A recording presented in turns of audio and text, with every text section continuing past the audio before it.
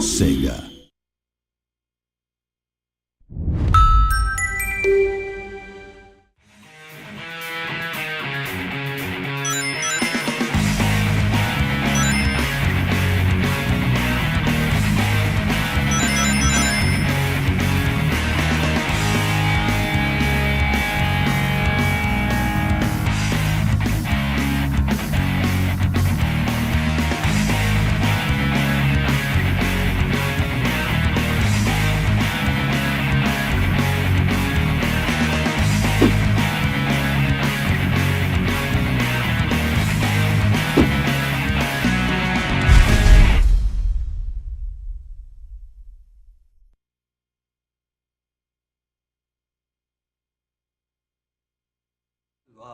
Sonic Adventure 2 is really a much more streamlined game than Adventure 1.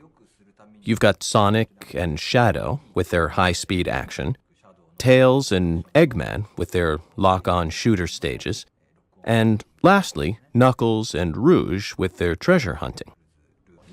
I especially like the latter half of the game where the hero side and dark side converge, and the characters team up for that final stage. It's an action game, but I think that especially in that latter half, it has a really dramatic story. Back in Adventure 1, there were all sorts of things I wished I could have done, and when we made Adventure 2, I was finally able to put them in there. We wanted to add a game element that fans would want to come back and play again and again. So that's why we implemented the whole Chow system. The Chow are these creatures that evolve as you progress through the game. They undergo changes like they'll grow wings or become a lot faster, and so the initial base Chow can't have any special characteristics that make it stand out in any way. Personally, I'm not all that good when it comes to coming up with things that are cute and cuddly, but one of the female artists on my team came up with some ideas to fit what we needed. She's presenting the ideas to us.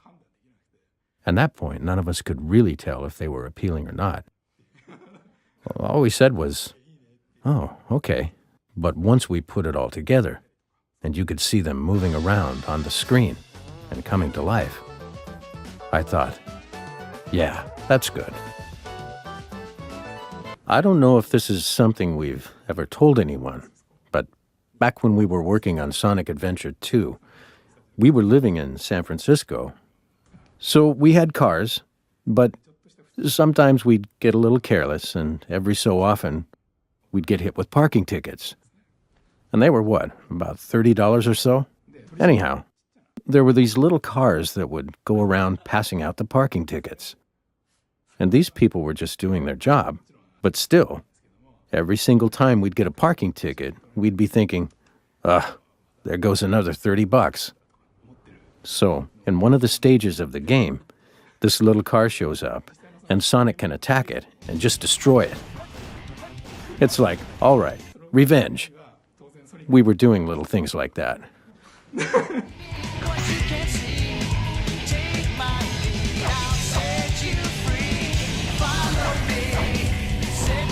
Back in the Genesis days, there wasn't really a lot of communication going back and forth between the development teams that were in Japan and the marketing teams that were in the US or Europe.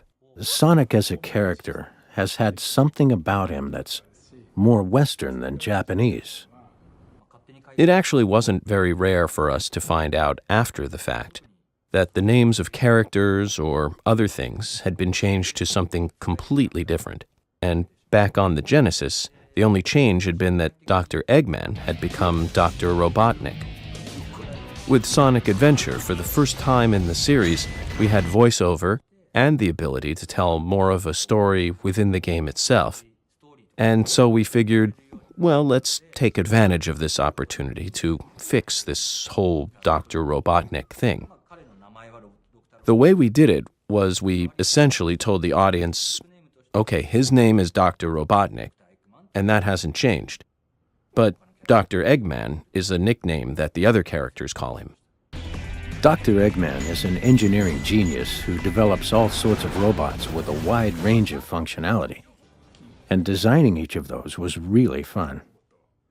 In the end, though, His creations always get destroyed by Sonic.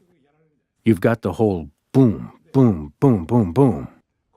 And after his device falls apart, he's left in that last machine of his, the little egg-shaped craft. In the end, that's the only thing that ever keeps him safe.